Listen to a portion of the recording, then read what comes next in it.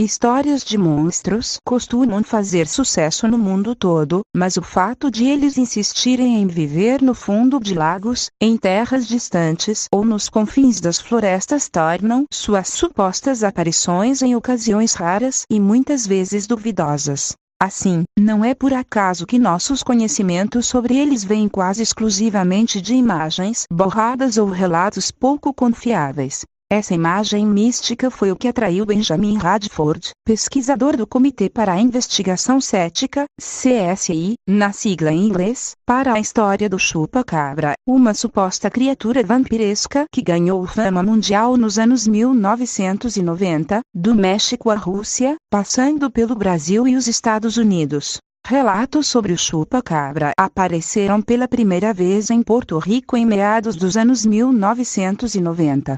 Eles descreviam uma criatura bípede de quase 1,5 metro de altura com olhos grandes, espinhos nas costas e longas garras. Essa criatura, segundo esses relatos, estaria matando animais de criação para a corte e chupando seu sangue, daí seu nome popular.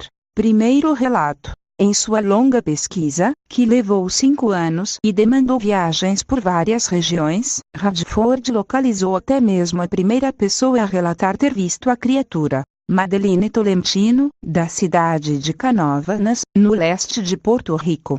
Em 1995, ela disse ter visto uma criatura parecida com um alien da janela de sua casa. O impressionante da história é a rapidez com que ela se espalhou.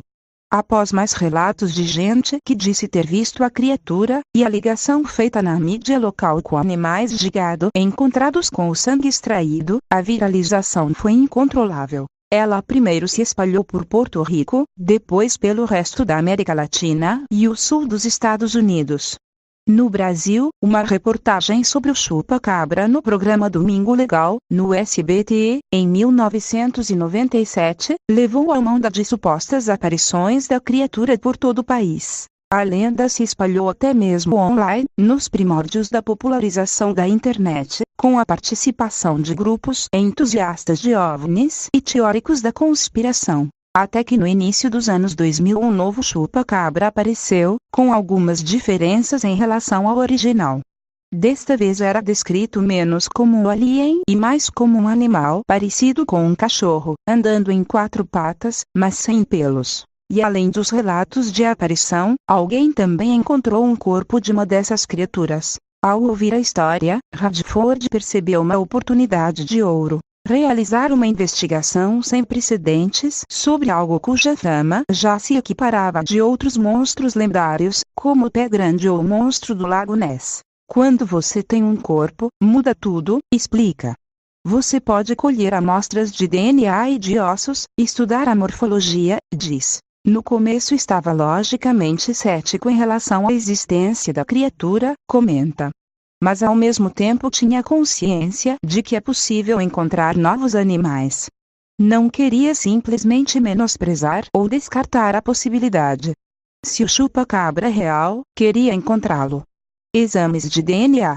O ponto de partida óbvio eram os corpos dos supostos chupa-cabras. Um total de 1 dúzia de corpos foram encontrados, principalmente no Texas e outros estados do sudoeste dos Estados Unidos. Eram realmente horríveis, sem pelos, magros e com a pele com aparência queimada. Mas exames de DNA revelaram uma realidade muito mais mundana. Os corpos eram invariavelmente de coiotes, cachorros ou guaxinins, com exceção de um, que na verdade tratava-se de um peixe. Mas como esses animais foram confundidos com monstros extraterrestres?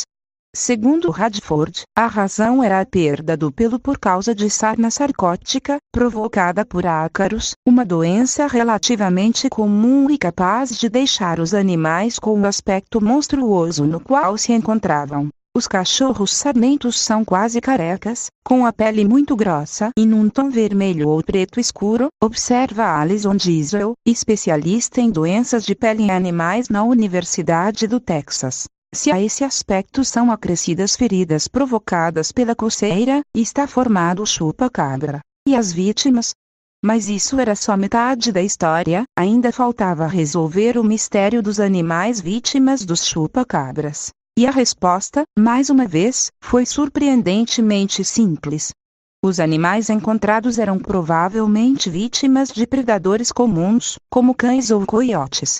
Não é incomum um cachorro selvagem morder um animal no pescoço e depois deixá-lo. Muitas vezes, o bicho morre com hemorragias internas, sem outras marcas além da mordida. As marcas no pescoço costumam ser relacionadas com vampiros, graças à lenda do Drácula, mas os animais que se alimentam efetivamente do sangue de outros não agem assim, como observa o pesquisador Bill Schultz, do Museu de História Natural de Nova York. As espécies que sugam o sangue procuram perto da superfície da pele, o que não é o caso da veia jugular, por exemplo, observa Schultz. Assim, se compararmos as características de animais vampiros, como os morcegos, e dos chupa-cabras, há poucas semelhanças. Os vampiros, segundo Schultz, são pequenos e furtivos, com dentes especializados e um sistema digestivo que lhes permite extrair nutrientes do sangue. Uma criatura do tamanho de um cachorro morreria de fome rapidamente se alimentando de sangue, segundo ele, por causa da falta de nutrientes essenciais como a gordura.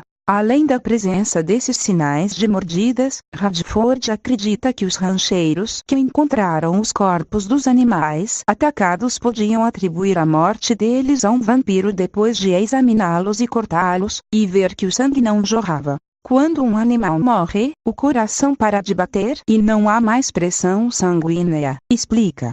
O sangue se acumula na parte mais baixa do corpo e então coagula e se espessa. Isso se conhece como lividez, e dá a ilusão de que o sangue foi retirado do corpo. Culpa do anti-americanismo. Mas se toda a mitologia ao redor dos chupa-cabras cai rapidamente por terra diante da investigação científica, porque a lenda permanece viva até hoje. Pode parecer estranho, mas Radford aponta para o forte sentimento anti-americano em toda a América Latina como parte dessa explicação. Isso é particularmente forte em Porto Rico, protetorado dos Estados Unidos. Falei com vários porto-riquenhos, que sentiam que os Estados Unidos os havia explorado, enganado e ignorado, economicamente de outras formas, diz. Muitos porto-riquenhos acreditam que os chupa-cabras são outra indicação da exploração americana. Seriam o resultado de experiências científicas ultra-secretas promovidas pelos Estados Unidos na floresta de Alliunk, não muito longe da cidade onde Madeline Tolentino fez o primeiro relato sobre a criatura. Outro fator é a internet. Eu classifico o chupa-cabra como o primeiro monstro da internet, diz Radford. Se o primeiro testemunho tivesse ocorrido em 1985, algumas pessoas poderiam ouvir falar sobre ele, mas a história não teria viralizado pelo mundo todo. Radford observa que o mito mudou rapidamente. O chupa-cabra original tinha espinhos nas costas e olhos grandes. Mas ao longo dos anos o conceito da criatura foi se expandindo, até o ponto de hoje qualquer cachorro sarnento ser chamado de chupa-cabra, diz. Hoje as pessoas vão ao Google e procuram um animal misterioso que ataca as coisas. E o mito se auto-perpetua. E o que explica o primeiro avistamento, em 1995? Foi inventado? A resposta de Radford é igualmente inesperada. Ele observa que a descrição feita por Madeline Tolentino era semelhante à do alien do filme A Experiência, Species, no original em inglês, que havia sido recém-lançado em Porto Rico, ela tinha assistido. A trama do filme envolvia experiências científicas ultra-secretas dos Estados Unidos e foi parcialmente filmada em Porto Rico. Está tudo ali. Ela vê o filme, depois vem algo que confunde com um monstro, diz Radford. Ele afirma, porém, não acreditar que os relatos sobre o chupa-cabra eram mentira, mas simplesmente o fruto de imaginações extremamente férteis. Do meu ponto de vista, não há absolutamente nenhuma razão para acreditar que algo fora do comum esteja envolvido nos ataques ao gado, conclui Radford. A história toda não passa de uma grande confusão envolvendo confusão científica, identificação errada de animais, exagero da mídia, ansiedade cultural e histeria coletiva. Tudo isso como resultado da impressão que um filme de ficção científica deixou sobre uma mulher em Porto Rico. Mas as revelações de Radford mostram ainda que, mesmo que a análise rigorosa, todas as pesquisas e toda a investigação científica demonstrem que o chupa-cabra não passa de um mito, as pessoas gostam de histórias fantásticas e continuarão a contá-las, por mais estranhas ou